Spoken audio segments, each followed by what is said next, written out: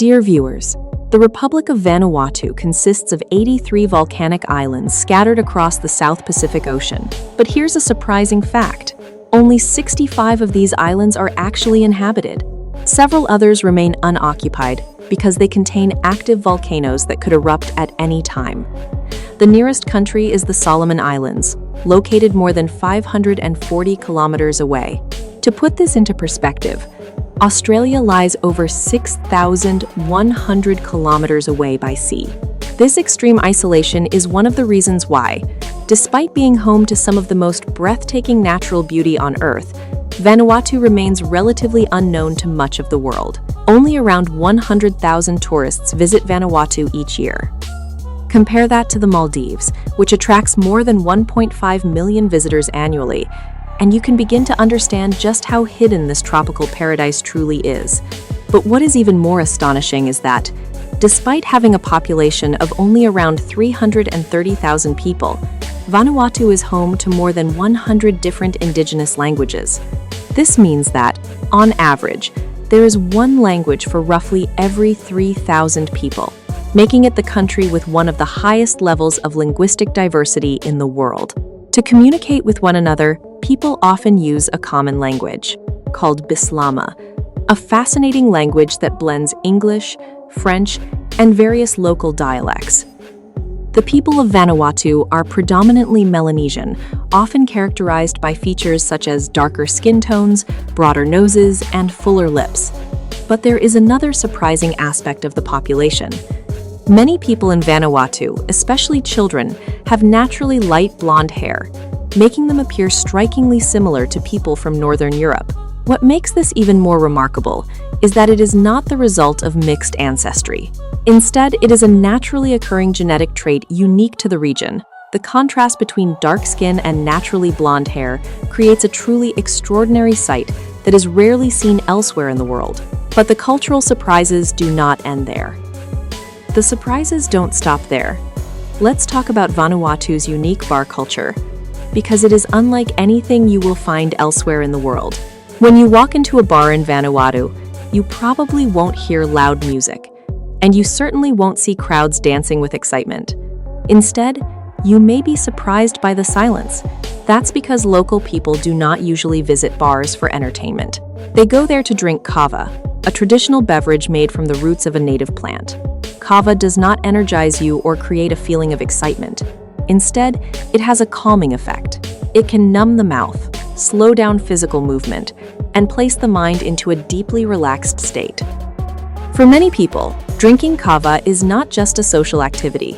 It is an important cultural tradition and a way to unwind after a long day. The more kava you drink, the more relaxed and sluggish you become. It can feel almost like drifting into a deep sleep while still keeping your eyes open. In fact, even if someone wanted to dance after drinking a significant amount of kava, they might find it physically difficult to do so. And if you can imagine yourself sitting quietly in a Vanuatu kava bar, enjoying a bowl of kava in complete silence, let us know by typing the number 2 inches the comments. Here's another small but fascinating detail about everyday communication in Vanuatu. People often raise their eyebrows quickly when greeting someone or simply to say yes. If you ask a question and they do not respond verbally, but instead just raise their eyebrows, that gesture is often their answer. What may seem unusual to outsiders is a perfectly normal part of communication in Vanuatu. Another remarkable fact is that Vanuatu does not maintain a regular military. The country has no standing army, navy, or air force. Instead, national security is handled by the police force and a small paramilitary unit consisting of only a few hundred personnel. This makes Vanuatu one of the very few countries in the world that has chosen to function without a permanent military force. Vanuatu is a place where reality often seems more extraordinary than fiction. Here, unusual traditions and unique innovations come together to create a society unlike almost anywhere else on Earth. Together, these traditions and innovations make this island nation a truly astonishing place. One fascinating example is its underwater post office, the only one of its kind in the world. Visitors can literally dive beneath the ocean's surface and send a postcard from an underwater post office. While this may seem like a fun attraction for tourists, For the local people, it represents creativity, craftsmanship, and a source of national pride. So, would you really dive underwater just to send a postcard? If your answer is yes, write 1" the comments. And if your answer is no, then write 3 and let us know why. Another remarkable aspect of life in Vanuatu is the deep respect its people have for nature. For centuries, pig tusks were used as a form of currency not only for trade, but also as symbols of power, prestige, and social status. The more curved the tusk, the more respected its owner was considered to be. Even today, during important ceremonies and traditional events, these tusks can hold greater cultural value than modern money. And pig tusks are not the only animal-related symbols that carry special meaning in Vanuatu. On some of the more remote islands, certain women undergo a coming-of-age ritual that many people would find difficult to endure. They receive tattoos created using tools made from shark teeth. These tattoos are far more than simple decorations. They symbolize strength, protection, and a deep connection to the ocean, which has long been a vital source of life and sustenance for the community. Many of the designs are inspired by the shape of shark jaws, representing courage, resilience, and honor. Receiving these tattoos marks a woman's full acceptance into society and serves as a powerful symbol of her status within the community. Women wear these tattoos with pride throughout their lives, as they represent an important transformation from youth to adulthood and a lasting connection to their cultural heritage, and signifies her acceptance into the community. Each tattoo design carries a unique meaning, reflecting her heritage, bravery, personal identity, and the role she is expected to play within society in the future. When it comes to love and marriage, the women of Vanuatu are generally rooted in long-standing traditional customs and cultural practices. Anyone wishing to marry a woman from Vanuatu must understand the concept of the bride price. Although the term may sound like a financial transaction, it is actually a traditional form of compensation or gift presented by the groom's family to the bride's family. It is intended to show respect, gratitude, and appreciation for the family that raised and cared for the bride throughout her life. These gifts usually include long-tusked wild pigs, finely woven mats, and various types of food. This tradition reflects the belief that the bride's family has raised a valuable and respected individual, and the groom's family offers these gifts as a symbol of honor and gratitude. If you have watched this far, we're glad you enjoyed the video. Please like the video and share it with your friends. And if you're watching on your phone, don't forget to hit the like button below. From the bottom of our hearts, we truly thank you for your love and support. Thank you. In Vanuatu, there are some tribes whose names are associated with the size of traditional coverings worn by men. These are the Big Nambas and Small Nambas tribes, found on Molecular Island. In the local language, Nambas refers to a protective covering for the lower part of the body. Men of the Big Nambas group traditionally wear a large, thick bundle of purple pandanus leaves wrapped around their waist, while the Small Nambas group wears only a small leaf or a simple piece of bark. If you find this unusual, let's move on to the Yakel tribe, located on Tanna Island. This community completely rejects the modern world. No electricity, no phones, no money, and certainly no modern clothing. They live entirely by hunting and gathering. Men wear traditional coverings, while women wear grass skirts made from dried bark fibers. Their lifestyle remains deeply rooted in ancestral traditions and nature. Now comes the most astonishing part. Despite rejecting modernity, they once became international film stars. The film Tanna, which featured members of this tribe in leading roles, was even nominated for an Oscar in 2017. This remarkable achievement brought global attention to their unique way of life. Barefoot actors walked onto glamorous red carpets in Hollywood wearing their traditional grass skirts, leaving the global media completely stunned. But as soon as the award ceremony ended, they returned the elegant suits they had been given and went back to their grass-roofed huts. The third tribe will challenge everything you think you know about beauty standards. On southern Molecular Island lives a tribe that was once even mistaken by Western explorers for aliens. This is the long-headed tribe. Members of this tribe believe that if the head is shaped and drawn backward, it symbolizes higher intelligence, superior beauty, and a deeper spiritual outlook. To achieve this, mothers would tightly wrap a piece of bark around a newborn baby's head within the first month of life. This would encourage the soft skull to grow upward and backward over time. The process would continue for months, until the shape of the head became permanently altered. Although this practice has now been discontinued for health reasons, you can still meet some of the last elders of this tribe, whose heads retain this unusual, elongated shape. And they are seen as a symbol of an ancient beauty standard that existed for thousands of years. Finally, there are the so-called magicians of Ambrim Island, often considered the mystical center of the South Pacific. The men of Ambrim are famous for their fascinating rom dance, where they wear massive costumes made from dried banana leaves, completely covering their bodies from head to toe, along with intricately carved wooden masks. In Vanuatu, especially in remote villages, polyandry is still practiced in some areas, and it is considered a symbol of high social status. It is still regarded as a marker of high social status. While Christianity is now the dominant religion in Vanuatu, with more than 80% of the population following it, traditional custom villages, especially on islands like Tana and Santo, still continue to practice marriage traditions that are thousands of years old. In Vanuatu, polyandry is not simply a matter of personal choice. It is closely tied to communal living and the strength of the community itself. In rural societies, where agricultural work and collective survival are essential, having multiple spouses is sometimes seen as a way to increase the number of hands available for farming and sustaining the land. Family relationships. Network, so that strong collective support can be maintained during difficult times.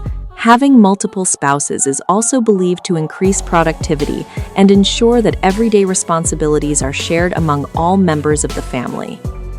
Here, marriage is understood as a collective agreement rather than just the union of two individuals. This idea strongly reinforces the belief that in Vanuatu, no one lives only for themselves.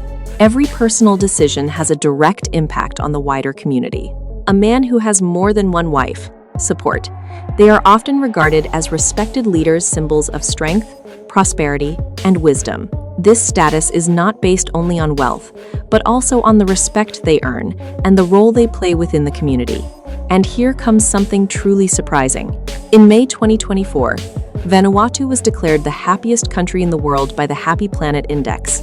This is the second time Vanuatu has achieved this top ranking, and since 2006 it has consistently outperformed many countries and regions across Asia and beyond, securing its place at the top once again.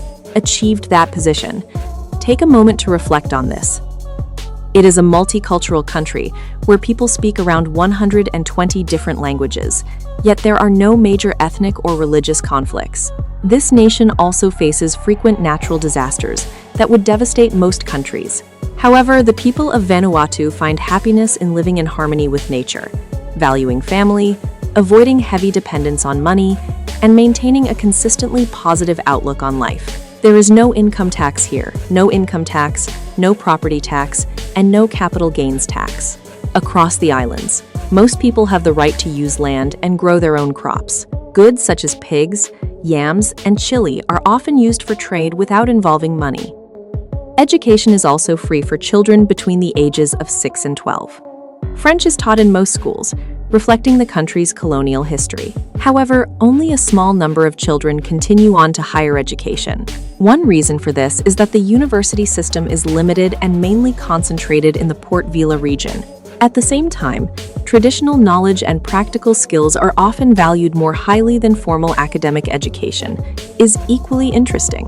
Vanuatu has two mobile network operators, Telecom Vanuatu Limited and Digicel. Internet speeds are relatively slow, and connections can often be unstable.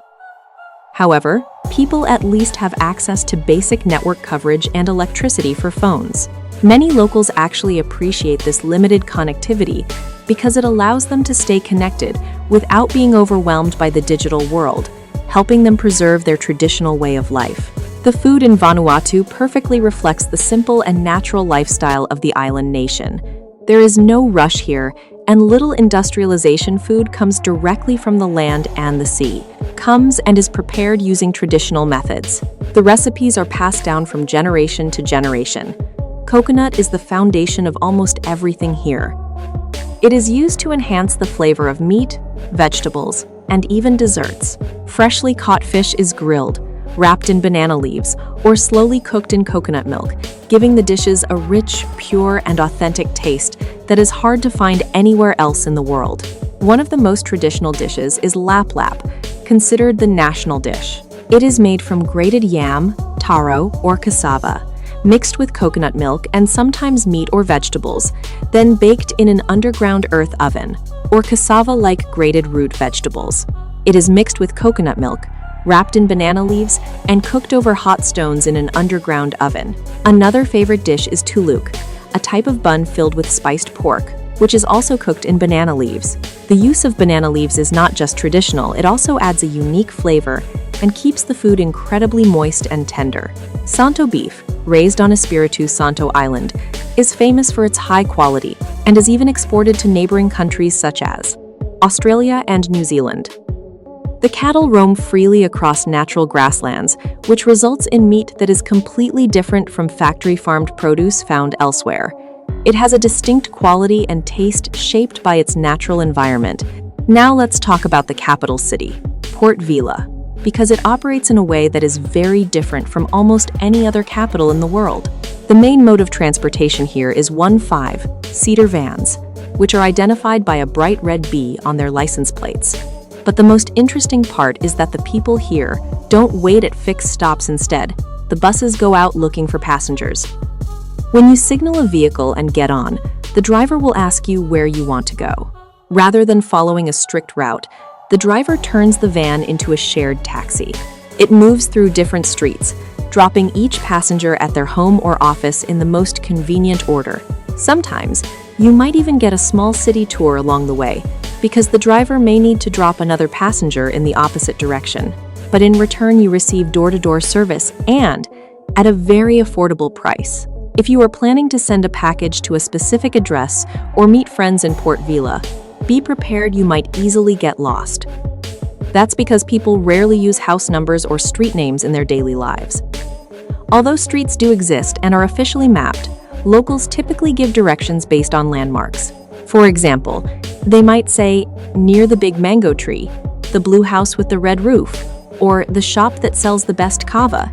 This system of navigation works perfectly for locals, but can be quite confusing for outsiders. This country is also located in one of the most seismically active regions in the world. Vanuatu lies along the western edge of the Pacific Plate, where this massive tectonic plate is constantly being pushed beneath the Australian plate. Along the New Hebrides Trench, Vanuatu has a total of 22 volcanoes. Out of these, 13 are dormant, while 9 are either simmering or actively erupting, 7 on land and 2 under the sea. Among them, Ambram Island is the most prominent volcanic site, which contains 2 highly active volcanoes, Benbow and Merom. It is often referred to as the Island of Fire. From a distance, you can see smoke and glowing red lava rising from the volcanic craters, illuminating the night sky like something from another planet. On Tanna Island, Mount Yasser is considered one of the most accessible active volcanoes in the world. For more than 250 years, Yasser has been erupting almost daily. Visitors can actually stand near the edge of the crater and watch ash and lava being thrown into the air, a breathtaking yet potentially dangerous sight that leaves a lasting impression. But volcanoes are not the only threat here. Vanuatu is also one of the regions in the world with the highest density of earthquakes. On average, the country experiences around 200 earthquakes every year, with a magnitude of 4 or higher. Although most of these are minor tremors, serious disasters have also occurred. In 1999, an earthquake-triggered tsunami caused 10 deaths and left hundreds of people injured. Vanuatu is truly a living natural laboratory that seems almost frozen in time. In its tropical forests, there are species found nowhere else on Earth, cannot be found anywhere else. Its coral reefs are among the most colorful and healthiest in the world. Diving here feels like entering a natural aquarium, where thousands of tropical fish swim in crystal-clear waters that look almost like liquid glass. But the greatest highlight of Vanuatu's biodiversity is an extremely rare and almost legendary bird, the Vanuatu megapode, also known as the incubator bird. This bird is unlike any other bird on Earth. Unlike most birds, it does not sit on its eggs to hatch them. Instead, it buries its eggs in mounds of hot volcanic sand, using the Earth's natural geothermal heat to incubate them. The result is truly astonishing. The chicks hatch fully feathered and are ready to run through the forest almost immediately, without any parental assistance. They emerge from the sand completely independent, a phenomenon that is rarely seen anywhere else in the bird world. The Vanuatu megapode is not alone in its uniqueness. In the forests and mangroves, you can also find the Vanuatu petrel, an extremely rare endemic species that is not found anywhere else on Earth, are found here as well. There are also colorful lorikeets whose feathers are so vibrant that they look as if they have been hand-painted by an artist. Another remarkable creature found here is the Pacific Island monitor lizard, a powerful predator that can grow up to around 2 meters in length. Traveling through Vanuatu feels like stepping into a parallel world, where every island holds its own secrets and every landscape looks as if it has been specially crafted to amaze visitors.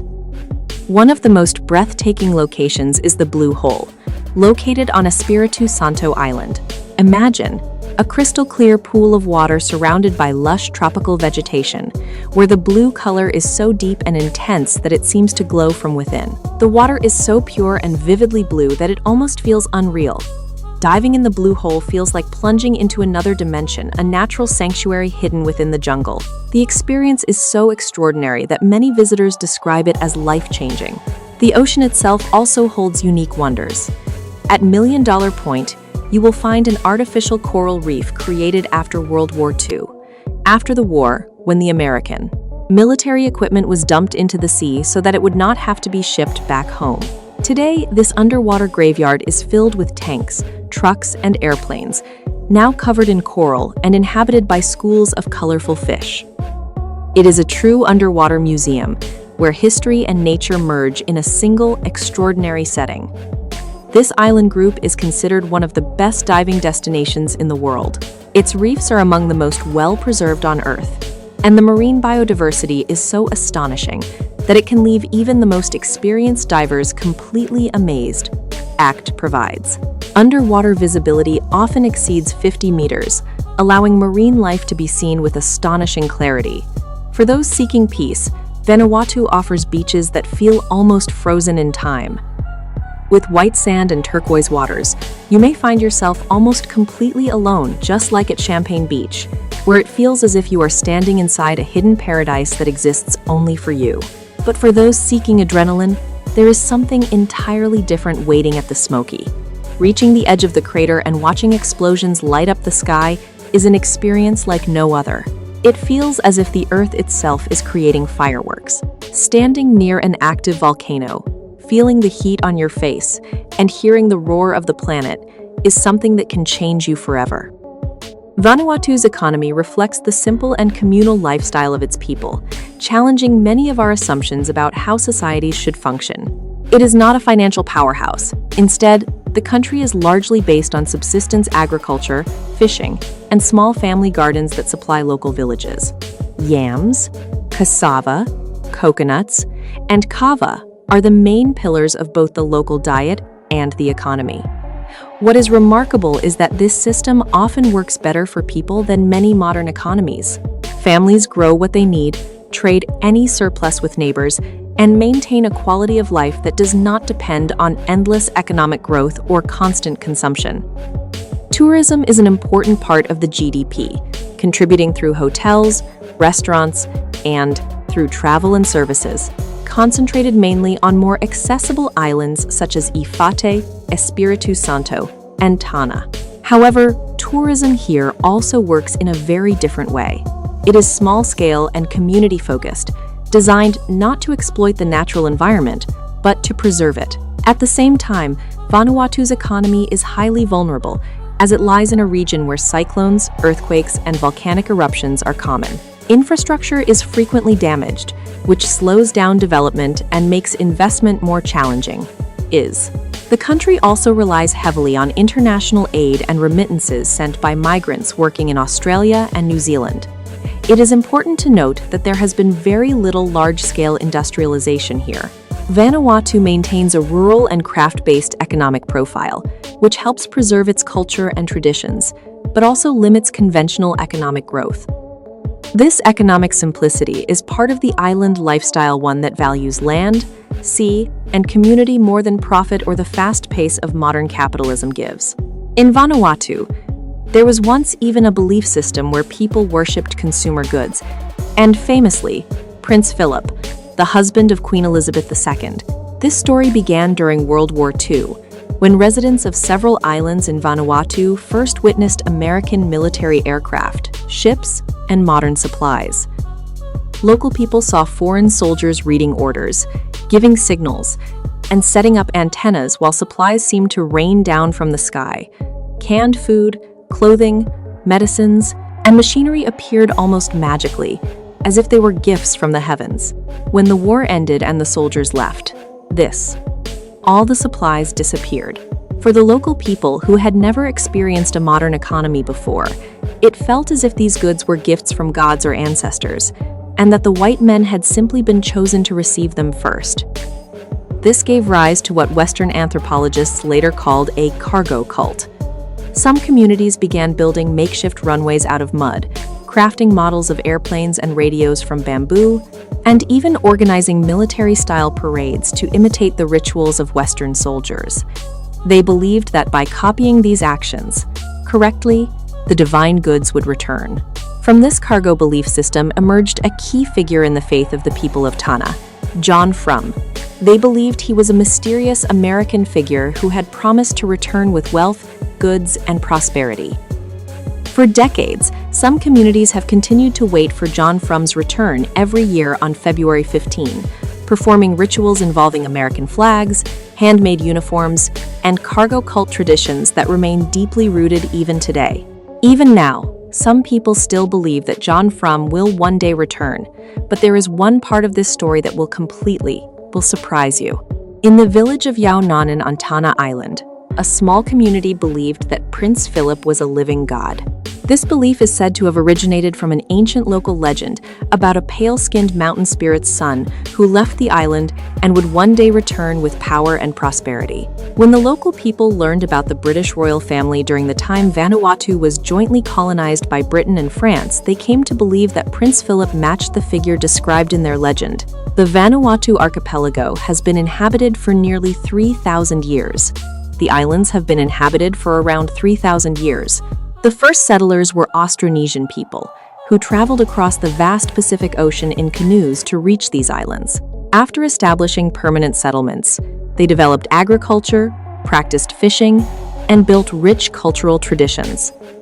Traces of their heritage can still be seen today in rock engravings and intricate sand drawings that reflect their artistic expression and worldview. After thousands of years of relative isolation from the outside world, these islands were first documented by Europeans in 1606, when a Portuguese explorer on an expedition. During his voyage, he landed on one of the islands and named it La Australia del Espiritu Santo. However, after this expedition, no permanent settlement was established, and Vanuatu remained largely forgotten for about another 150 years. During the 18th century, French navigators passed through the region and gave the island group a new name. A few years later, British Captain James Cook conducted a detailed survey and renamed the islands once again. This name continued to be used throughout the period of European colonial rule, and it remained in place until Vanuatu gained independence in 1980. Continued to be used until independence. In the early years after independence, the country faced several political and administrative challenges. However, since then, it has managed to maintain a relatively stable situation. As beautiful and almost magical as Vanuatu is, it also faces an uncertain future, which makes every journey there feel even more meaningful. The combination of natural hazards and climate change creates a perfect storm of challenges. Tropical cyclones remain a constant threat, striking the islands almost every season, damaging roofs, destroying crops, and put thousands of lives at risk. Cyclone Pam in 2015 was one of the most destructive in history, leaving nearly 70% of the population either homeless or without access to food. Reconstruction took years, and just as communities began rebuilding, another cyclone would strike again. This constant cycle of natural disasters has led the United Nations to repeatedly list Vanuatu as one of the countries most exposed to natural hazards in the world. More than 60% of its population lives in areas vulnerable to cyclones, earthquakes, or tsunamis, are highly vulnerable. The most heartbreaking reality is that this remarkable culture and way of life may not survive for much longer. Climate change poses a serious threat that could wipe out entire communities, while the pressures of modernization continue to challenge traditions that have existed for thousands of years. What makes Vanuatu so important is not only its uniqueness, but also what it teaches us about different ways of living. In a world constantly chasing economic growth, technological progress, and individual success, Vanuatu teaches us that happiness can be found in community, simplicity, and living in harmony with nature. Please let us know in the comments which fact about Vanuatu surprised you the most, and tell us which remote destination you would like to explore next. We always welcome your thoughts. And don't forget to subscribe and turn on the notification bell so you never miss a new video. Thank you for spending your time with us today. We hope you enjoyed this video, and your support truly means a lot to us. Goodbye, and thank you for watching. If you found this video useful, please like, subscribe, and hit the bell icon so you never miss any new content. See you in the next video.